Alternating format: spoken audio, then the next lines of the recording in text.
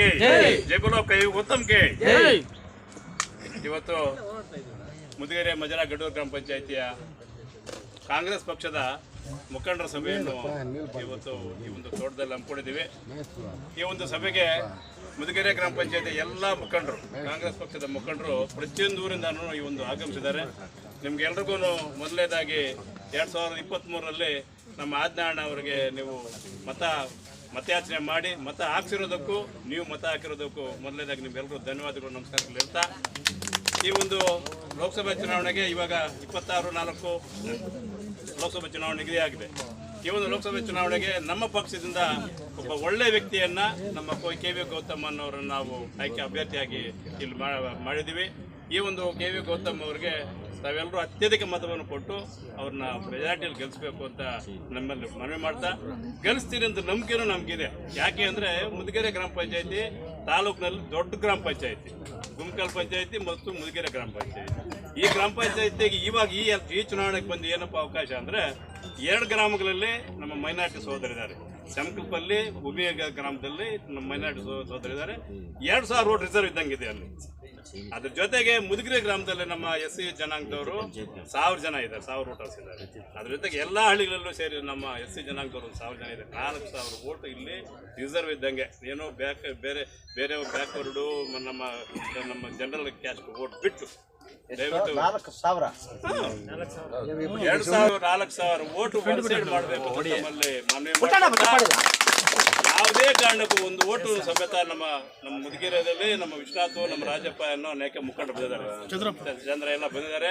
ತಾವು ನಿಮ್ಮ ಊರಿನ ಪೂರ್ತ ಜವಾಬ್ದಾರಿ ತಗೊಂಡು ತಾವು 1000 ವೋಟು ನಮ್ಮ ಕಾಂಗ್ರೆಸ್ ಪಕ್ಷಕ್ಕೆ ಕೆ ವಿ ಗೌತಮ್ ಅವ್ರಿಗೆ ಹಾಕಿಸಿ ಆಜ್ಞಾನ ಅವ್ರ ಕೈಯನ್ನು ಬಲಪಡಿಸಬೇಕು, ಕೊತ್ತೂರು ಮಂಜುನಾಥ್ ಅವ್ರ ಕೈ ಬಲಪಡಿಸಬೇಕು ತಮ್ಮಲ್ಲಿ ಪದೇ ಮಾಡ್ಕೊಂತ ಈ ಒಂದು ಮುದಿಗೆರೆ ಗ್ರಾಮ ಪಂಚಾಯತಿಯಲ್ಲಿ ಹೆಚ್ಚಿನ ಬಹುಮತ ಸಂಖ್ಯೆ ಓಟನ್ನು ನಮ್ಮ ಕೆ ವಿ ಗೌತಮ್ ಹಸ್ತದ ಗುರುತು ಸೀರಿಯಲ್ ನಂಬರ್ 1ಕ್ಕೆ ಹಾಕಬೇಕು ಅಂತ ಮನವಿ ಮಾಡಿ ನನ್ನ ಮಾತನ್ನು ಮುಗಿಸ್ತೀನಿ.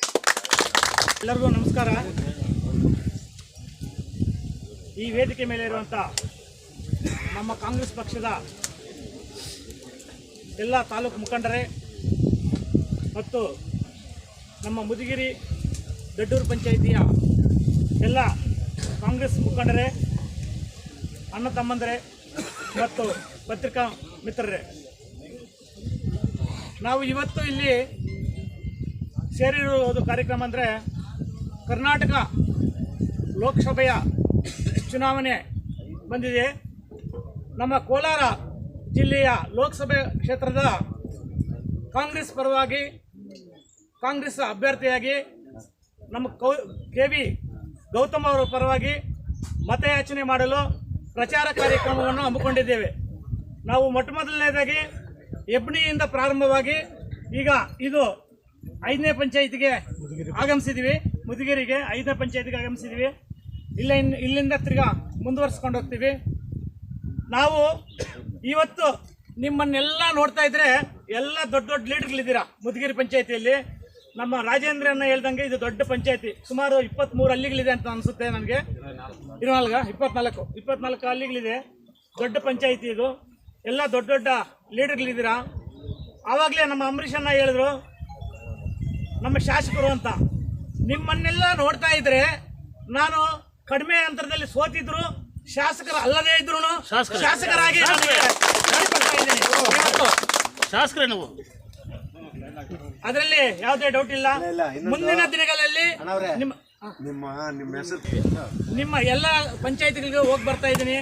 ಇದೇ ಸಹಕಾರ ಇದ್ರೆ ಮುಂದಿನ ದಿನಗಳಲ್ಲಿ ನಾನು ಶಾಸಕರಾಗ್ತೀನಿ ಅಂತ ನನಗೆ ನಂಬಿಕೆ ಇದೆ.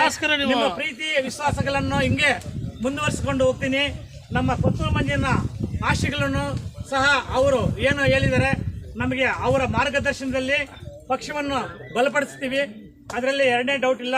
ನಿಮ್ಮ ಸಹಕಾರಗಳನ್ನೆಲ್ಲ ತಗೊಂಡು ಪಕ್ಷವನ್ನು ಬಲಪಡಿಸ್ತೀವಿ. ಇವಾಗ ನಾವು ಗೌತಮ ಪರವಾಗಿ ಕಾಂಗ್ರೆಸ್ ಪಕ್ಷಕ್ಕೆ ವೋಟ್ ಕೇಳಲು ಬಂದಿದ್ದೀವಿ.